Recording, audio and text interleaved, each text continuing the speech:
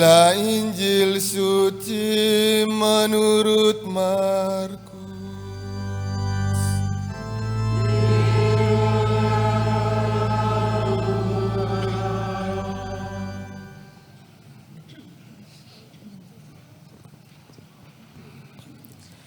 Sekali peristiwa Yesus tiba kembali di tempat asalnya dan murid-muridnya mengikuti dia. Pada hari Sabat, Yesus mengajar di rumah ibadat. Banyak orang takjub mendengar dia dan berkata, "Dari mana diperolehnya hal-hal itu? Hikmat apakah yang diberikan kepadanya? Bagaimanakah mujizat-mujizat yang demikian dapat diadakan oleh tangannya?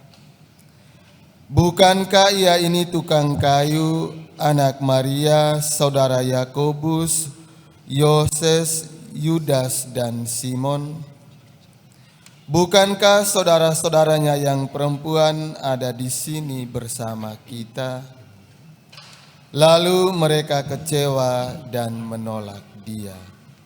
Yesus pun berkata kepada mereka, "Seorang nabi dihormati di mana-mana kecuali di tempat asalnya sendiri, di antara kaum keluarganya dan di rumahnya."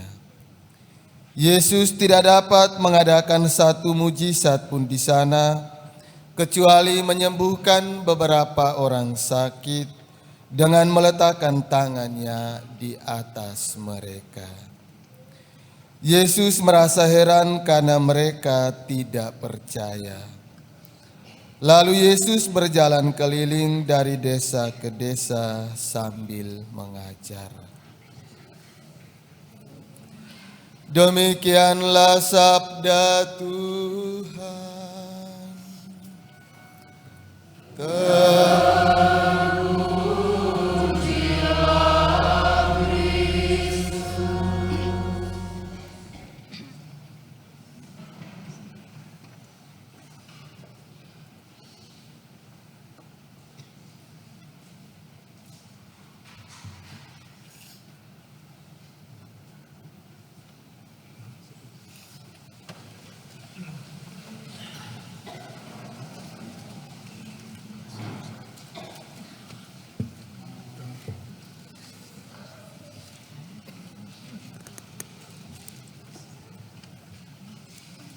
Frater, para suster, oma dan opa, bapak ibu, anak-anak, saudara-saudari umat beriman yang dikasihi Tuhan.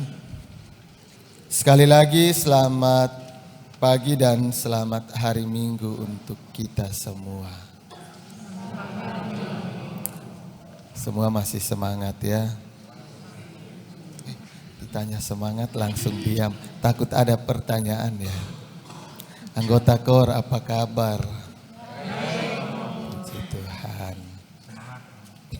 Kalau kita membaca dan merenungkan bacaan pertama, bacaan kedua, lalu bacaan Injil, itu ada begitu banyak nilai kehidupan yang ditampilkan lewat sabda Tuhan yang baru saja kita dengar tadi.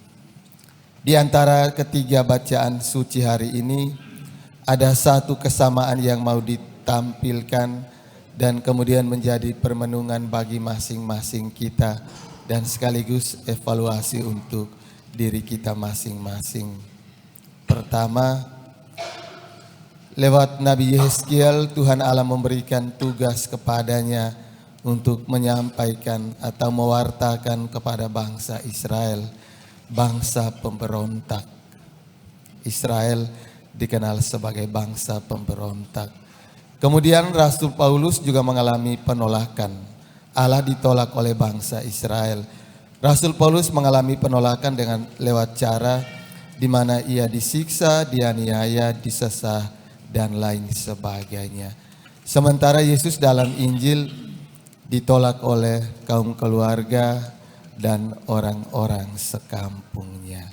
Bapak Ibu, saudara-saudari umat beriman yang terkasih, Bapak Ibu pernah merasakan atau mengalami peristiwa ditolak atau tidak? Tidak ada yang jawab. Bapak Ibu pernah menolak seseorang atau tidak?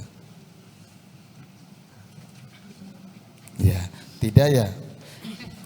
Tidak mungkin sampai orang takut mau tugas di Babakan. Tidak mungkin ya. Para Romo itu takut awal-awal kalau mau tugas di Babakan. Kemarin itu ada perpindahan besar-besaran. Kami para Romo itu belum dapat SK, umat sudah tahu lebih dulu. Heran ya saya. Mereka lebih berkuasa. Umat itu sejajar dengan uskup, berarti imam di bawahnya. Kemudian mulai WA, kenapa bukan Romo ini di sini? Kenapa bukan Romo ini di sini? Kenapa bukan Romo itu di sana? Itu berarti ada penolakan. Benar atau tidak Bapak Ibu? Pergilah dan jangan berbuat dosa lagi. Ya. Imam yang bersangkutan belum terima SK tapi mereka sudah tahu. Kemudian mulai menyusun SK baru. Harusnya Romo ini di sini dan lain sebagainya. Benar atau tidak Bapak Ibu? Saya sendiri belum dapat SK, ada yang sudah bilang Romo Provisiat masih bertahan.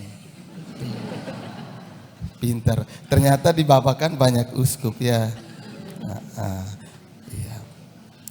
Kenapa seringkali kita terlalu cepat menolak seseorang? Karena kita terlalu cepat memberikan penilaian. Saya juga mengalami. Awal-awal datang di sini ada yang bilang timur lagi, timur lagi. Timur lagi, timur lagi. Setelah itu Romo bisa tidak menghadap uskup untuk diperpanjang. Karena belum kenal orang, sudah memberi penilaian dan kemudian menolak secara halus. Setelah kenal baru bilang, kenapa tidak diperpanjang? Seringkali itu yang kita lakukan. Terlalu cepat memberikan penilaian terhadap seseorang dan kemudian membuat kita bersikap atau berpandangan negatif terhadap orang lain. Hari ini Tuhan Yesus ingatkan kepada kita. Karena orang-orang sekampung yang menolak dia tidak melakukan mujizat. Hanya menyembuhkan beberapa orang dengan meletakkan tangan di atas mereka. Maka ingat, jangan terlalu cepat menilai seseorang dari rambutnya, dari kulit tubuhnya, dan lain sebagainya. Kenali dulu, kenal baik-baik. Seperti Tuhan. Seringkali kita juga terlalu cepat menilai Tuhan. Jarang berdoa kepada Tuhan, tetapi tahu tentang Tuhan seolah-olah secara mendalam. Itu yang manusia lakukan. Butuh Tuhan baru datang, tetapi saat menilai Tuhan detail sekali. Itu manusia lakukan. Seolah-olah mengenal Tuhan secara lebih mendalam. Padahal hanya kulit luarnya pun mungkin tidak. Tetapi terlalu gampang menilai Tuhan, apalagi menilai sesama. Maka lewat ketiga bacaan suci hari ini, Tuhan mengingatkan kepada kita, jangan menilai orang dari fisiknya, tetapi lihat hatinya. Mari kita berjuang supaya di hari-hari hidup kita yang akan datang, kita mampu menjadi pribadi yang lebih bijaksana untuk menilai orang setelah kita mengenal dan memahami orang dalam waktu yang cukup lama. Semoga.